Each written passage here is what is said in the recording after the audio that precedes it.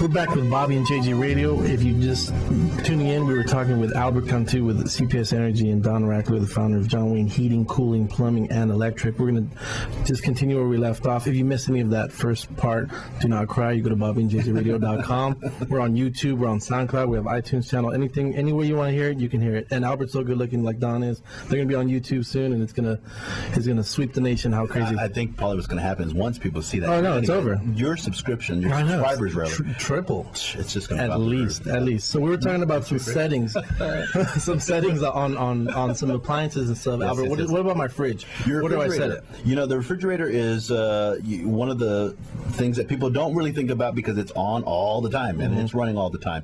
So first things first is making sure that you've got the right temperature settings. Nowadays, they're really making these, Energy Star appliances where you get the actual see the temperature where you've got it set at. So 32 degrees for your top part, for the bottom part rather, for the food, and then for your freezer is 0 to 5 degrees. Now, if you have an old refrigerator where you've got maybe A, B, C, D, E, or 1, 2, 3, 4, 5, how do you know exactly where you're set, what temperature setting you've got it set to? So buying a really simple little thermometer. Yeah, you can find a not food thermometer, refrigerator thermometer. Yeah, I've seen them. You can find them anywhere. You can find them at your, I don't know if I can mention stores or not, but local hardware stores. I'll just say that. Sure. You can say Lowe's. Okay, we can say Lowe's. Okay, Lowe's or Home Depot. I've even seen them at Big Lots.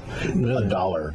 Wow. You put that in the refrigerator to the back of the refrigerator, and you once you keep it set between, let's say, 1, 2, 3, or whatever that number is, then take a look at that and make sure you've got it set to the right temperature. The other thing is making sure that you're not keeping the refrigerator in a hot environment. You mean the garage? Yes. The beer fridge? Yeah, the beer fridge. The beer fridge is costing you some money.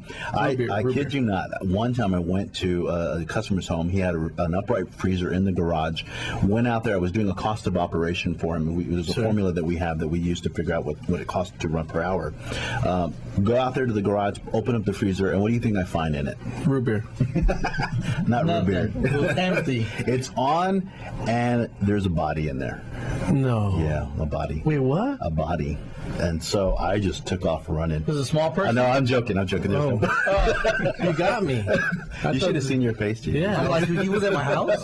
I was like, Donnie, wow. was like, what? This wasn't off Van Saxon and Heber, was it? If that had really happened, do you think I'd be here? I'd probably be stuffed in there. Yeah. You'd be in the next one. I'd be in the other one, right? Yeah. Anyway, so open up the freezer, and it's got one ham, and it's been in there for like probably years. Sure. It's all frozen, solid. It doesn't look good at all. Thanksgiving 02.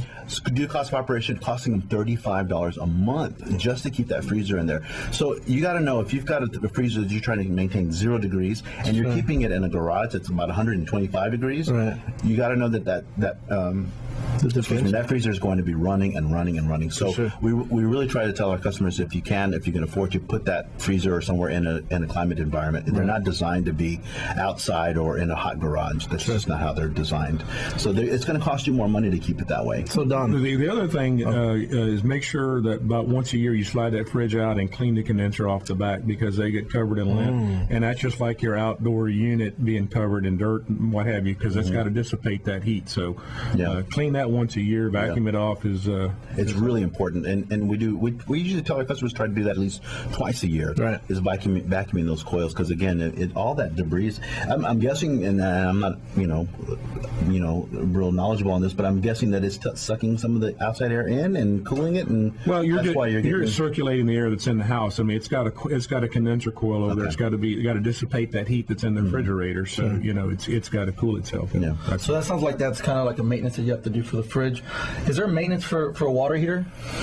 Every water heater should be drained at least once a year, especially if you live in the San Antonio area, where our grains of hardness are up and around that 30 grains per hardness. And if you don't have a whole house water filtration or water softener, that calcium buildup is going to build up in the bottom of your water heater, and that's going to dissipate whatever source you're using, whether it be a gas heater to heat the bottom of the tank or electric elements.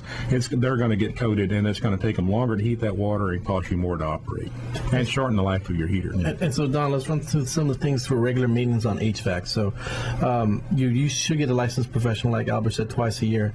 What do you guys check out when you're there?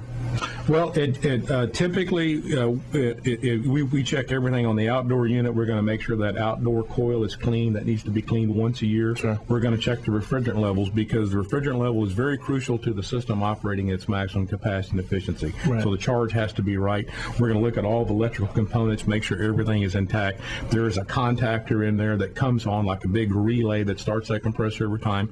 Those points will wear out over time like brake shoes on a car. Sure. That's a component that's going to have to be replaced over time. We're going to look at the circuit breakers, making sure that they're not overheating or there's any wires that are starting to burn. All those things we're going to look at. On the indoor unit, we're going to look and make sure that the blower is clean, that the filter has been taken care of. We'll look at the indoor coil, make sure that the indoor coil is clean. If it's a gas furnace, we're going to check for gas leaks, and we're going to check and make sure that that furnace is not emitting carbon monoxide. Right. What does something like that cost? About $79 is a check.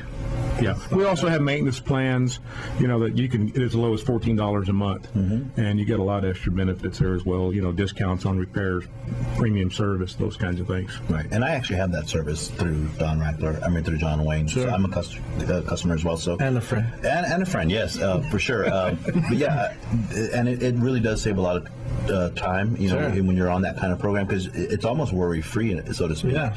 If something happens with your system, I already know I'm covered Sure. through this plan, so it's great. It's peace of mind, and that's another thing is that so many people don't think about the AC system until it breaks. I know. And when we get to a customer's house, many times our service technicians will find the filter in one of two conditions.